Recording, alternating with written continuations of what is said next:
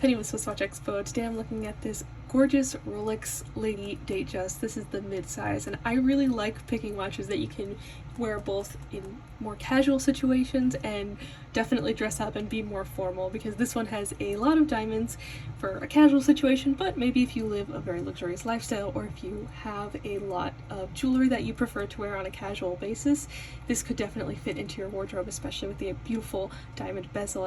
It adds a lot of sparkle to the watch, it adds a lot of detail and dimension, and it adds a lot of interest to the watch. And also, the dial is not to be outshone by the bezel. It's this beautiful deep blue color, and it has diamond hour markers as well, so it does have some shining as you move it around in the light. The blue is a little bit more casual, but I think the rest of the watch keeps it very upscale, a little bit more formal with all of the diamonds with the Jubilee bracelet.